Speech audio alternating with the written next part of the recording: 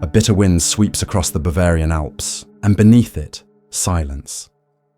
In 2019, a team of archaeologists drilled into the rock near Lake Königssee, expecting nothing more than geological samples. Instead, the drill hit steel, a sealed door, buried deep beneath decades of slate and snow. What lay beyond would rattle historians across Europe. A hidden Nazi research vault, untouched since 1945. Inside, time had stopped. Rusted machinery, coded documents, and the insignia of a long-vanished weapons division. And among the debris, blueprints hinting at an experiment that should never have existed. This is the story of what the world forgot, and what it was never meant to find. Chapter 1. The World Before the Silence. Before the war consumed everything, Germany was a country of contradictions. The streets of Berlin buzzed with modernity. Trams gliding past cafes filled with laughter, while shadows of fear crept behind the walls. The economy was recovering, the propaganda relentless. Radios carried a single voice, confident, sharp, and dangerous, telling millions that destiny had chosen them for greatness. Across Europe, the air was uneasy. Britain watched, uncertain but hopeful that peace could still hold. France fortified its borders, trusting in the Maginot Line, a wall it believed unbreakable. And in the east, the Soviet Union rebuilt in silence. A giant awakening, its factories burning through the night. Ordinary families everywhere tried to live normal lives. Mothers hung laundry in courtyards. Children played in rubble left from the last war. And fathers whispered about what was coming. In 1938, as storms gathered, engineers and scientists found themselves pulled into a different kind of battle. Not on the front lines, but in laboratories and test hangars. Technology became a weapon of ideology. The German military machine sought speed, precision, and domination through science. Every invention had to serve the Reich. Every discovery had to prove superiority.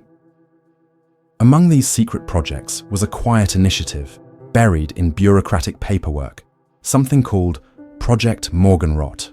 To most officers, it was nothing more than another experimental propulsion study, a footnote in an endless list of state-funded ventures. But to a small circle inside the Heereswaffenamt, the Army Ordnance Office, it promised something extraordinary, a propulsion system that could break the limits of conventional flight. In Munich, a young engineer named Dr. Erich Wollner scribbled formulas late into the night under flickering fluorescent lights. His team had been tasked with understanding jet propulsion, a field still in its infancy. Wollner's journals, later recovered from the Königssee vault, reveal his unease. "We are told to build what cannot yet exist," he wrote in 1942. "We are told it must." Elsewhere, Britain and America followed their own scientific paths. The Allies were racing to perfect radar, to crack codes, to understand atomic power. Each breakthrough carried the same underlying fear, that the other side might get there first.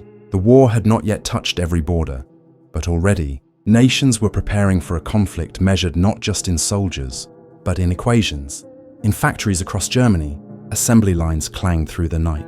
Women worked 12-hour shifts, welding fuselages for aircraft they would never see take flight. Posters declared that science would win the war. And in classrooms, teachers instructed children to memorize the laws of physics, to prepare them for a future of conquest.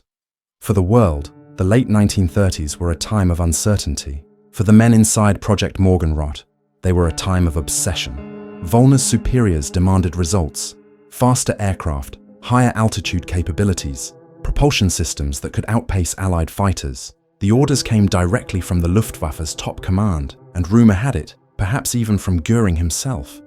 Yet the deeper the scientists went, the stranger their results became.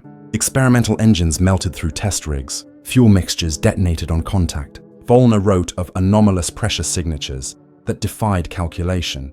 "We do not understand the behavior of the exhaust under high velocity," one memo read. "It behaves as though space itself resists the thrust." By 1939, as tanks rolled into Poland, the work at Morgenrot accelerated. Funding tripled. Entire facilities were cleared for sensitive materials. Scientists disappeared from universities overnight, reassigned to secret laboratories in the Alps. The world above saw only the march of armies, but below the mountains another war, a quieter, more secret war had begun. It was a war of science, of ambition, and of fear. Wollner's designs grew more complex, and so did his doubts. "I no longer believe we are designing for this world," he wrote in a letter to his wife. What they want from us cannot exist under these skies. Outside, Europe trembled on the edge of disaster. Diplomats exchanged false smiles. Newspapers printed promises of peace. But in hidden tunnels beneath the Bavarian mountains, the sound of engines unlike any others, echoed through the stone. It was the sound of tomorrow, born in the darkest hours of the 20th century, and no one yet knew what it would become. Chapter 2: Shadows of Ambition. By 1940, the Reich had spread its reach across Europe. From Paris to Warsaw, German banners fluttered in the wind, symbols of a power that seemed unstoppable.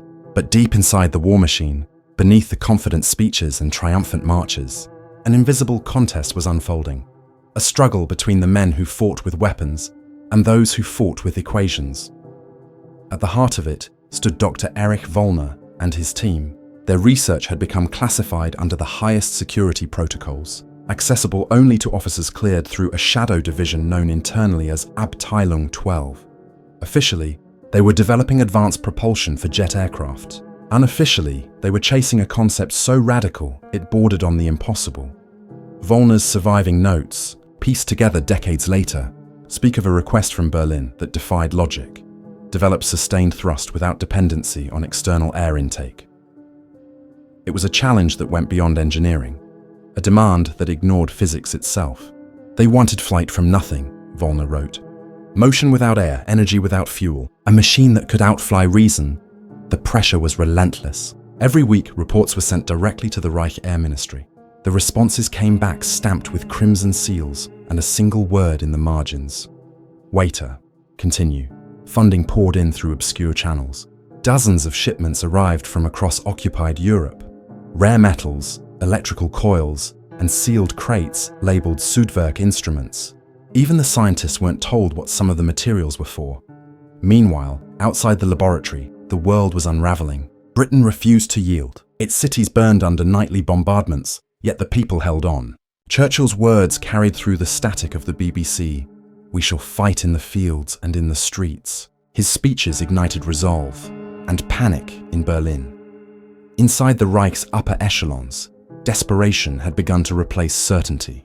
Hitler demanded miracle weapons. Goering, humiliated by the failure to conquer Britain from the air, promised technologies that would turn the tide. Science will deliver victory, he declared. Our enemies have factories. We have genius. So the pressure fell on men like Wöllner, on physicists, chemists, and engineers who had once dreamed of discovery, but now worked under armed guard. Some complied willingly. Others, like Wöllner, stayed silent, trapped by duty and fear. I no longer recognize myself, he confessed in one of his last uncensored letters. Each day I build something I pray will never function. By 1942, Project Morgenrot had shifted entirely underground. The facility near Königssee expanded into a labyrinth. Tunnels dug by forced laborers from nearby camps. Survivors later recalled hearing strange noises echoing through the rock, roaring engines, bursts of light, the crackle of high-voltage discharges. It was not aircraft they tested, one said. It was something else. Documents recovered decades later revealed coded references. Phase 3, Stufe 3 Antrieb, Phase 3 propulsion. Test reports describe unstable oscillations, inverted thrust dynamics, and rapid containment failure. The terminology was far ahead of its time, eerily similar to the language used in post-war experiments involving plasma propulsion.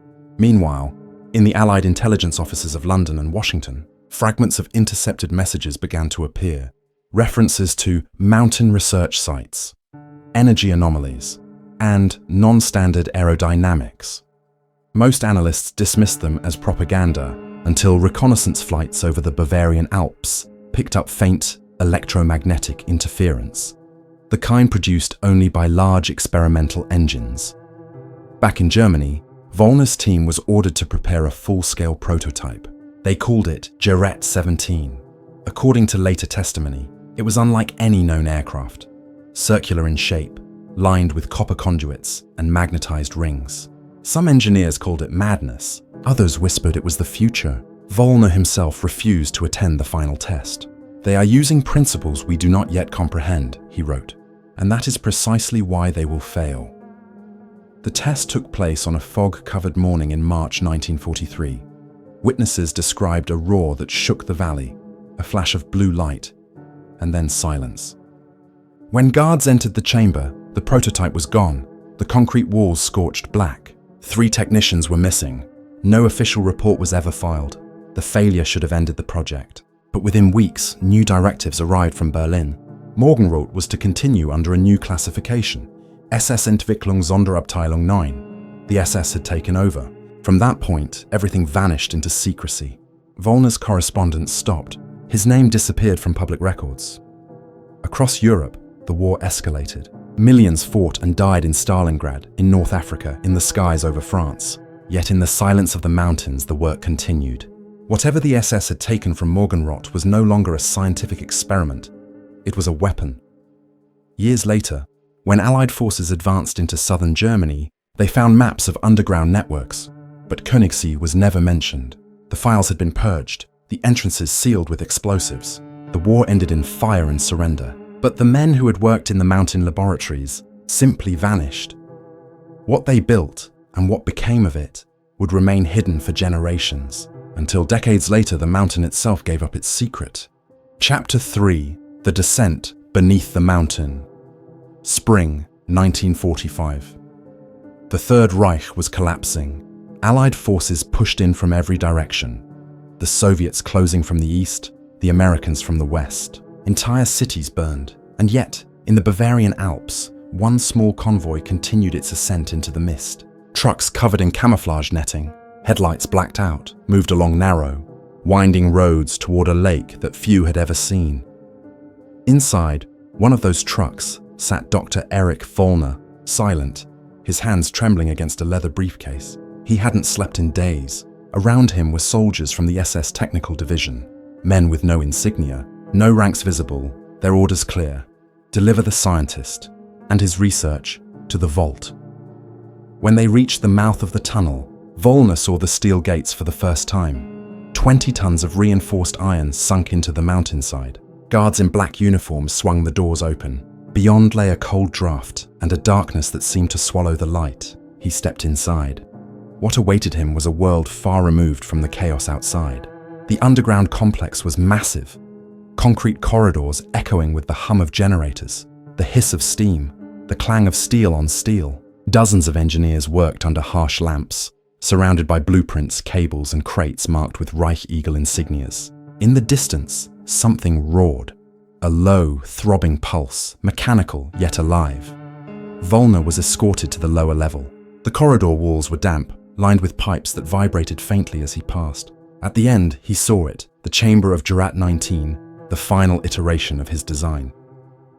It stood at the center of a circular pit, a metallic craft no larger than a fighter plane, resting on a frame of welded supports. Its surface shimmered strangely, reflecting the lamps in irregular patterns. Cables snaked across the floor, connecting it to generators and cooling tanks. Soldiers stood guard at every corner, rifles ready. The lead engineer, a man named Kruger, approached him with an expression halfway between triumph and madness. "It works," he said. "Not stable yet, but it works." Wollner looked at the readings: magnetic containment, energy output, rotational speed, and felt his stomach drop. They were beyond safe limits. "You'll rupture the field," he warned. Kruger smiled. "We have no time left for safety." Orders had come directly from Berlin that morning. All data was to be transmitted to SS High Command. The project, if successful, was to be relocated, possibly out of Germany entirely. No one explained how. Wollner understood then what he had been part of. An attempt not just to build a new aircraft, but to control the fundamental forces of propulsion in ways no human yet understood. He begged Kruger to delay the test. Kruger refused. "The Reich must endure," he said, voice trembling with conviction. "Even if we do not." The countdown began at 0900 hours. Technicians manned control panels, flipping switches as lights flickered across the room. The hum grew louder. The magnetic field intensified, pulling dust from the air. Metal instruments began to rattle on their stands. Wollner felt a sharp ache in his teeth, the sign of intense electromagnetic interference. "Shut it down!" he shouted. "It's overloading!" No one moved. The roar deepened into a scream. The machine began to glow, a violent bluish hue that seared the eyes. Sparks burst across the cables. The air itself seemed to bend. Then, in an instant, the sound vanished. The lights went out. When the emergency generators came online moments later, the chamber was empty. Jurat 19 was gone. Where it had stood, the concrete was fused into glass. Several technicians lay unconscious. Kruger's chair was empty. Only his headset remained, smoking. Volner stumbled backward, choking on the acrid air. "God help us," he whispered, though he no longer believed in any gods. Guards rushed in, demanding answers. None were given. Orders arrived within the hour. Seal the chamber, destroy all secondary prototypes, and prepare for evacuation. By nightfall, explosives were placed at every entrance. The tunnels shook as detonations echoed through the mountain. Project Morgenrot ceased to exist. Volner and a handful of survivors were transferred north under false names. Some were captured by the Allies weeks later. Others disappeared. His own trail ended in April 1945 near Berchtesgaden, where he was last seen boarding a military truck. The Americans would later hear whispers about the project. Fragments of testimony from captured scientists, vague reports of a weapon of impossible design. But with Europe in ruins and the war grinding to its bloody conclusion, no one paid much attention. When the Allies finally reached Königssee, they found the mountains sealed, the roads mined, and no trace of the underground facility. Only faint radiation readings and unusual magnetic anomalies hinted at what had once been there. Officially, nothing was ever recovered. Unofficially, fragments of alloy found in nearby soil samples were analyzed at Los Alamos. The report was stamped, classified, and buried in archives for 70 years.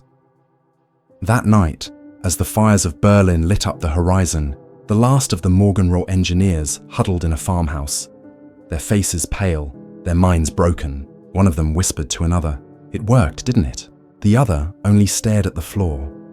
In the decades that followed, stories of the Königssee Vault faded into myth, part of the endless swirl of Nazi secrets, half-truths, and conspiracy. But in that mountain, sealed behind tons of rock, the silence held. And beneath it, perhaps, something else waited. Not a miracle weapon, but a warning, buried where the world would never find it. Until it did. Chapter 4. The Weight of Silence. The war ended, but the echoes of what had been done beneath the mountains did not. Germany lay in ruins, its cities turned to dust, its people displaced, and its soldiers either dead or ghosts among the rubble. Allied troops poured into Bavaria, their boots crunching over broken glass and ash. They came searching for generals, for weapons, for secrets. But at Königssee, they found only silence.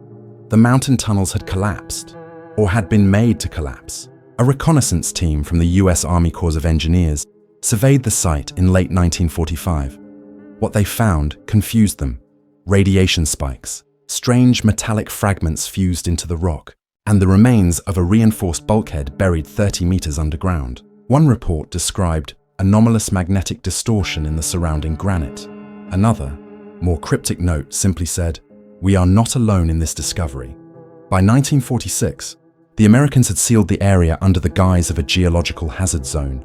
Local villagers were forbidden to approach. They were told it was unsafe, a munitions cache perhaps. Most believed it, some didn't. Old men whispered of trains moving through the valley at night. Children claimed they could hear humming from beneath the soil when the wind was still. For those who had survived the underground project, the war never truly ended. Dr. Erich Volner vanished into the chaos of occupied Europe. Some said he was captured by the Americans and quietly absorbed into Operation Paperclip, the classified program that brought German scientists to work in the United States. Others insisted he fled east, disappearing behind the Iron Curtain. There are no confirmed records of his death. Only one note, recovered decades later, written in his hand. "We built what we did not understand. Now it sleeps beneath the ice." In post-war Germany, the memory of Morgenrot became a shadow no one wanted to touch. Too many atrocities had already surfaced. The camps, the experiments, the lists of names. Yet the Allies' own investigations revealed that the scientific hunger that fueled the Nazi machine had not died with it. In laboratories from Los Alamos to Moscow, fragments of captured research were quietly studied, replicated, and, in some cases, improved upon. The Cold War gave the world new reasons to keep old secrets. The Americans had their atomic monopoly to protect. The Soviets had their own projects buried in Siberia. Somewhere among the endless exchanges of spies and scientists, the essence of Morgenrot, its ideas, its questions, found new life. In 1957, a classified US Air Force report referenced experimental propulsion artifacts of German origin stored under restricted review. It was the last time the name Königssee appeared in any Western archive until the 21st century. The mountain was forgotten, by design. But for those who had been there, the memory festered. One surviving technician, interviewed in 1963 under a false identity, spoke through tears. "We thought we were building progress," he said, "but we were building a wound, one that would never heal." Years turned into decades. The Cold War hardened. Satellites circled the planet. Humanity broke free of the atmosphere at last, riding fire and noise into orbit.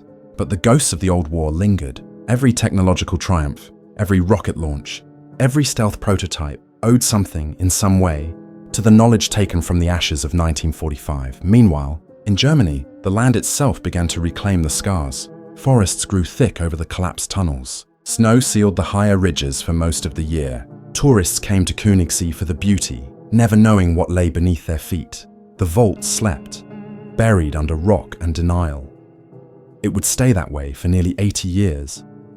Then, in the spring of 2019, a drilling team searching for new geothermal data struck something metallic. At first, they thought it was a natural cavity, a hollow pocket in the stone. But when they fed a probe through the narrow gap, the camera showed a steel wall. Riveted seams, paint markings in German. They had found the vault. The discovery made headlines for a single day before vanishing from public view.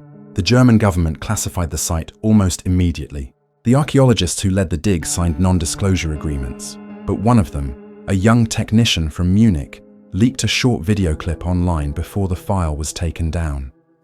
The footage was grainy, silent, and brief. It showed the interior of a vast chamber coated in frost, tables overturned, papers scattered, machinery corroded but intact. And at the far end, half buried in ice, was the outline of a circular structure, steel fused to concrete, as if melted by heat. Historians recognize the symbol stenciled faintly on the wall beside it. Heereswaffenamt, 1944, the Army Ordnance Office. The reaction was immediate. Some called it a hoax, others a cover-up. But among those who knew the old rumors, those who had studied the post-war archives, the realization was chilling. Morgenrot had been real, and if the blueprints were correct, it had succeeded, if only for a moment, in breaking the limits of the world it was born into. The excavations stopped within days. Security forces sealed the site and erected barriers. The government's statement was brief. Historical materials of national sensitivity have been recovered and are under analysis. Nothing more was said. In the nearby villages, though, locals began to speak again of the mountain, of strange vibrations felt during the nights, of lights seen under the snow. One old man, a child during the war, told a reporter, "It's awake again, the thing they built, the one that hums." The journalist laughed, turned off her recorder and walked away. But the story didn't end there, because in every silence, every buried truth, there is a heartbeat, waiting to be heard again. Chapter 5. What the Mountain Remembered. The discovery at Königssee was supposed to be the end of a mystery, a chance to close a forgotten chapter of the war. Instead, it opened a door that had been sealed for generations. The mountain had spoken again, and the world, older and wiser now, was forced to listen. When the initial reports leaked in 2020, historians and journalists swarmed Bavaria. They wanted answers, proof, context, accountability. But the site was under strict military guard. Only a handful of specialists were ever allowed inside, escorted by Bundeswehr personnel. What they found was not the fantasy of flying discs or secret weapons that conspiracy theorists had imagined. It was something quieter, more human, and therefore more haunting. The vault was a graveyard of ambition, machines half finished, designs scribbled on yellowing paper, fragments of alloys still sharp after 80 years. Along the walls, engineers' names were etched in pencil, lists of men who had worked there, many of whom had vanished before the war's end. On one rusted workbench, investigators found a set of personal effects sealed in a tin box. a fountain pen, a photograph of a woman holding a child, and a small notebook wrapped in oilcloth. It was Volner's. Inside, the final entry, dated March 1945, read, "We have seen too far. The machine functions beyond understanding. Whatever energy it draws, it is not ours to command. If these notes are found, bury them. Let the mountain keep its secret." The handwriting trailed off mid-sentence. For months, analysts studied the recovered components. Metallurgists confirmed that some alloys had no exact match in known wartime manufacturing. Physicists examined the designs, concentric coils, rotating magnetic arrays, and quietly admitted that the principles resembled technology still decades away from human application. Nothing supernatural, nothing alien, just human hands reaching too far, too fast. The official government report was released in 2022. It called the site an advanced experimental laboratory for propulsion research. It did not mention Morgenrot by name. It did not mention Volner. It did not mention the faint traces of radiation still lingering in the lower tunnels, or the distortion in magnetic readings that continued even after all power sources were removed. For the public, it was a historical curiosity, a story about Nazi science, sealed bunkers and forgotten technology. But for those who walked inside, it was something else. The smell of burnt metal, the cold stillness of the air, the feeling that history itself was holding its breath. In interviews years later, one of the researchers described standing before the fused concrete where Garrett 19 had once been tested. "It felt," she said softly, "like the room remembered." The rediscovery of the Königssee Vault reignited debate about the moral cost of progress. Across universities and think tanks, people asked the same question. How far should we go in pursuit of what we can imagine? Volner and his peers had been brilliant, visionary, and doomed, men who turned science into faith, and faith into fear. The Cold War that followed would take those same lessons and build upon them. Rockets that could cross continents, reactors that could power or destroy cities. Humanity's greatest strength and its greatest danger had always been the same: the refusal to stop. And yet, amid all the analysis and speculation, the mountain remains. Snow covers the entrances once again. The air is silent except for the rustle of pines. Somewhere beneath that stone lies the vault, sealed now not by orders or secrecy, but by time. Locals still tell stories. They say that in the stillest nights, when the lake is frozen and the wind is gone, you can hear a low hum beneath the ground. Not mechanical, but something deeper, older. Maybe it's the wind, maybe it's memory. What's certain is this: the story of Morgenrot is not about machines or even war. It's about the thin line between discovery and destruction, a line crossed again and again by those who believe the future can be forced into being. 80 years later, the lessons remain. Power is never lost, only buried. Truth is never gone, only waiting. And the mountain, it never forgets.